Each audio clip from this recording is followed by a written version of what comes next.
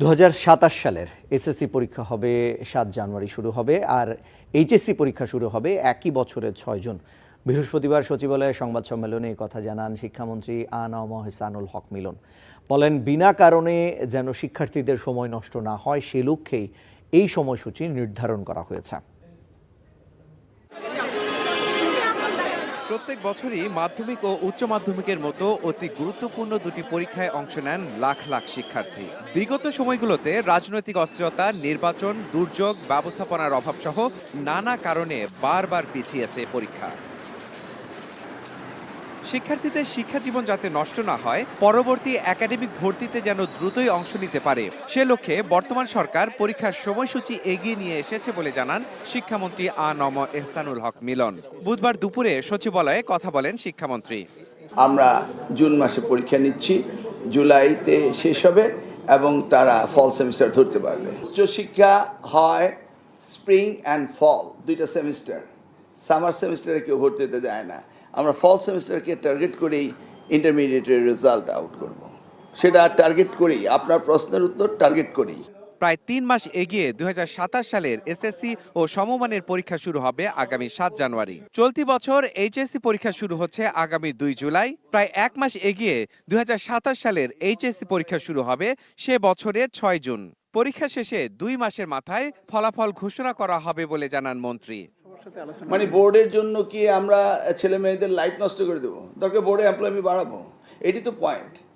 Board পরীক্ষা দিতে পারবে না জাতির জীবনে, আমরা শিক্ষার্থীরা সময় নষ্ট করি, এটা তো হয় না।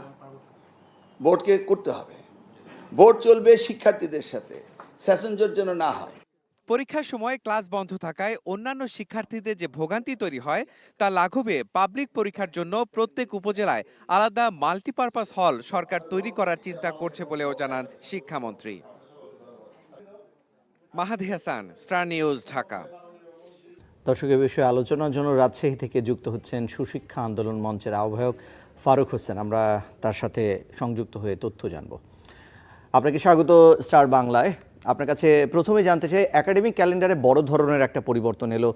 আগামী বছরের জানুয়ারিতে শুরু হচ্ছে এসএসসি এবং সমমানের পরীক্ষা। এক্ষেত্রে বোর্ডগুলোর প্রস্তুতি নিয়ে কোনো জটিলতা তৈরি হবে কিনা, আপনার অভিজ্ঞতা কি বলছে?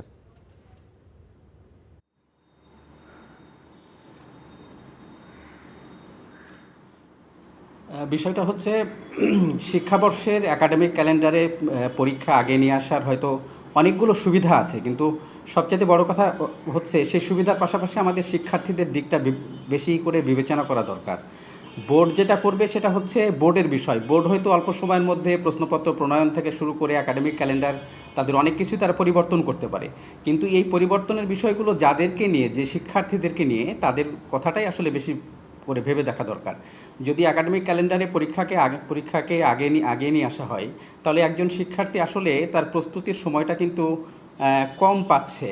কারণ দেখা যাচ্ছে এসএসসি পরীক্ষা শুরু হচ্ছে এপ্রিল মাসে বা মার্চ মাসে। সেক্ষেত্রে যদি জানুয়ারির প্রথম সপ্তাহে পরীক্ষা নেওয়া হয়, সেক্ষেত্রে একজন শিক্ষার্থী প্রস্তুতির সময় কম পায়। অক্টোবর মাসে টেস্ট পরীক্ষায় অংশগ্রহণ করার পরে একজন শিক্ষার্থী, সাধারণত কোচিং সেন্টার হোক অথবা স্কুলগুলো অতিরিক্ত ক্লাস হোক, বারবার শিক্ষার্থীদের পরীক্ষা নেওয়ার পরে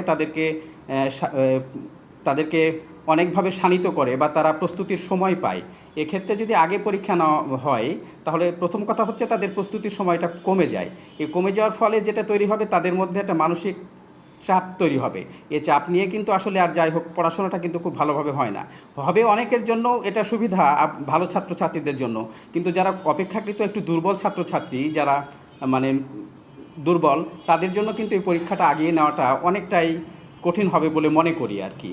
তাছাড়া জানুয়ারি মাসে যে পরীক্ষাটা নেওয়ার কথা বলা হচ্ছে, শুধুমাত্র শিক্ষার্থীদের মানসিক চাপ বা পরীক্ষা চাপের বিষয়টাই শুধু নয়, প্রস্তুতির বিষয়টাই নয়।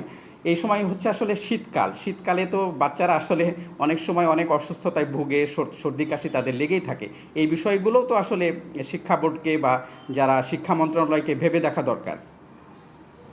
আপনার কাছে আরেকটি বিষয় জানতে চাই, রুটিন তৈরির কাজ চলছে, শিক্ষার্থীদের প্রস্তুতিও আছে। তারা কি আসলে কোনো চ্যালেঞ্জে পড়বে কিনা, কি মনে করছেন, সব কিছু ঠিক আছে কিনা?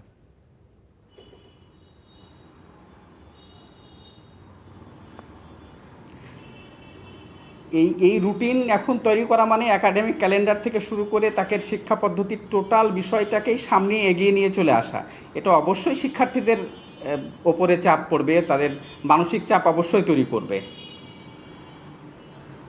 আপনাকে ধন্যবাদ আমাদের সঙ্গে যুক্ত হওয়ার জন্য। দর্শক, আমাদের সঙ্গে যুক্ত হয়েছিলেন রাজশাহী থেকে সুশিক্ষা আন্দোলন মঞ্চের আহ্বায়ক ফারুক হোসেন। আমরা এতক্ষণ তার সঙ্গেই কথা বলছিলাম।